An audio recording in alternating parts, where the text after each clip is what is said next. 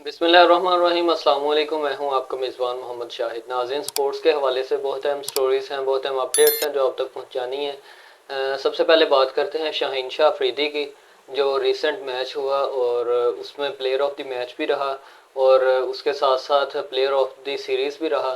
तो इस हवाले से बात करते हैं और शाहीन शाह अफरीदी के नाम जो एक और रिकॉर्ड दर्ज हुआ है उस हवाले से भी बात करते हैं। सबसे पहले परफॉर्मेंस के लिहाज से बात करते हैं। जो लास्ट मैच में उसकी परफॉर्मेंस थी, अगर मैं उसकी बात करूं तो शाहीन शाह अफरीदी ने 4 विकेटें ली और 30 रन दिया। चार ओवर्स में 4 विकेटें और 30 रन। और ये 4 विकेटें लेने के साथ साथ इसकी जो है पहले ओवर में जो विकेट्स हैं, नंबर ऑफ विकेट्स हैं, वो 50 विकेट्स इसकी कंप्लीट हो चुकी हैं। एक तो ये बहुत बड़ी खबर है क्योंकि कोई भी आज से पहले कोई भी ऐसा बॉलर नहीं था जिसकी 50 विकेटें फर्स्ट ओवर में उसकी 50 विकेटें आई हों। मतलब जो पहला ओवर करवाता है उसमें हमेशा हमें ये देखने को मिलता है कि इसकी ज़्यादातर विकेट आती है। क्यों आती है? अगर मैं उसकी बात करूं तो एक तो इस बंदे की जो ग्रिप है, न्यू बॉल पे जो ग्रिप है वो बड़ी कमाल की है।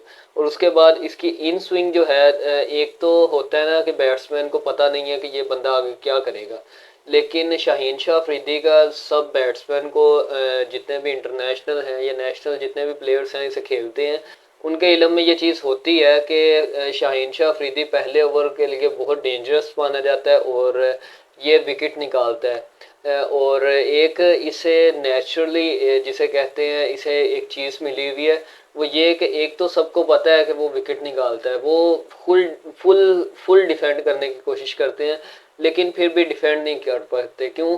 क्योंकि वहाँ पर इसकी ग्रिप बहुत अच्छी है। वहाँ पर इसकी जो स्विंग है, इन स्विंग जो आती है, जो भी इन स्विंग या आउट स्विंग, एयर स्विंग जो है, वो इसकी बड़ी कमाल की है। और ये आगे बैट्समैन को प्रेशराइज भी करता है। 2 डिलीवरीज अगर आगे देता है तो तीसरी डिलीवरी ऑटोमेटिकली पीछे करके तो ये बंदा विकेट निकाल लेता है। और हमने इस मैच में भी देखा, लास्ट मैच में भी देखा, जो इसकी विकेट्स आई पहले ओवर में जो विकेट्स आती हैं वो तकरीबन इसी टाइप की होती हैं या फिर बोल्ड होते हैं। और इसकी जो परफॉर्मेंस है वो आउट क्लास परफॉर्मेंस है। और शाहीन शाह अफरीदी जिसे अंडर एस्टिमेट किया जा रहा था पीएसएल की वजह से कि इसे बहुत ज़्यादा मतलब कि कुट पड़ी है पीएसएल में, ये लास्ट ओवर में 22 रन डिफेंड नहीं कर पाया, वो दोबारा से अपनी फॉर्म वापस पकड़ रहा है, वो दोबारा से अपनी फॉर्म में वापस आ गया है। और इसकी इस सीरीज़ में बहुत अच्छी परफॉर्मेंस है। और इसके अलावा आगे वर्ल्ड कप आ रहा है, वर्ल्ड कप बिल्कुल नज़दीक आ गया है। और उसके लिए इसकी फॉर्म, स्पेशली शाहीन शाह अफरीदी की पाकिस्तान टीम के लिए फॉर्म बहुत ज़रूरी है। और शाहीन शाह अफरीदी हमेशा से जो है वो डॉट डिलीवरीज या फिर विकेट्स वगैरह लेते हैं और अगले बैटर्स को, बैट्समैन को परेशान करते हैं। और यही चीज़ चाहिए होती है एक टी20 इंटरनेशनल में, या फिर जो भी क्रिकेट खेलते हैं जिस टाइप की टी20 होगी, ओडीआई होगी, टेस्ट होगी, इस चीज़ में जो भी क्रिकेट आती है तो वो आपसे यही डिमांड करते हैं कि आप ज़्यादा रन्स भी ना दें और विकटें लें। तो यहाँ पर शाहीन शाह अफरीदी की फॉर्म पाकिस्तान टीम के लिए बहुत अहम है। और वर्ल्ड कप में इसकी परफॉर्मेंस, एक तो जो कैप्टेंसी आई थी ना इसके पास, और कैप्टेंसी में इसकी फॉर्म जो है वो इससे दूर हो रही थी। वो क्यों हो रही थी, मैं बहुत बार तस्करा कर चुका हूँ कि जो कैप्टन होता है उसने पूरी टीम को लेके चलना होता है, उसके ऊपर जिम्मेदारी बहुत ज़्यादा होती है। और जो प्लेयर होता है, किसी भी टीम का एक प्लेयर है, उसने अपनी इंडिविजुअल परफॉर्मेंस पर ज़्यादा फोकस करना होता है। शाहीन शाह अफरीदी अब एज अ प्लेयर खेल रहा है, नो कैप्टनसी, प्लेयर खेल रहा है, तो अब उसे अपनी बॉलिंग पर, अपनी लाइन एंड लेंथ पर फोकस करने का ज़्यादा मौका मिल रहा है। और बाबर आजम की भी यही चीज़ है कि बाबर आजम भी जब हमने पीछे देखा, जब वो कैप्टेंसी से हटा था, कैप्टेंसी छोड़ दी थी, तो वहाँ पर उसकी परफॉर्मेंस बहुत अच्छी आ गई थी। और ये लास्ट मैच में भी बाबर आजम ने बहुत अच्छा परफॉर्म किया।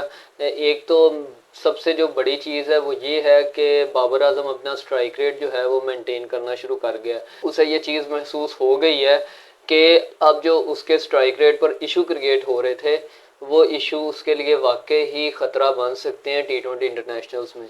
तो अब वो उस पर काम भी कर रहा है और हमने देखा भी है न्यूजीलैंड पहली न्यूजीलैंड की सीरीज़ में, और ये जो लास्ट मैच खेला है न्यूजीलैंड के खिलाफ इसमें भी देखा 69 रन थे। और जो PSL खेला उससे पहले BPL खेला, तो ये कॉन्टीन्यूसली अपनी जो स्ट्राइक रेट है उस पर तवज्जो दे रहा है, अपना उस पर काम कर रहा है। और जो हमारे लिए ख़बर है वो यही है कि वर्ल्ड कप आ रहा है और हम होप कर रहे हैं कि वर्ल्ड कप के लिए बहुत अच्छी टीम हमारी सिलेक्ट हो, प्लेइंग 11 जो है वो बहुत अच्छा हो हमारा। और इसके साथ साथ मैं मोहम्मद आमिर की अगर बात करूं, तो मोहम्मद आमिर को पाकिस्तान टीम की रीढ़ की हड्डी कहा जा रहा है। क्योंकि ये बहुत अरसे के बाद वापस आया है, नंबर 1। और नंबर 2 ये कि ये T20 का बहुत अच्छा बॉलर है। T20 इंटरनेशनल्स में इसकी बहुत अच्छी परफॉर्मेंसेस हैं, बहुत आला परफॉर्मेंसेस हैं।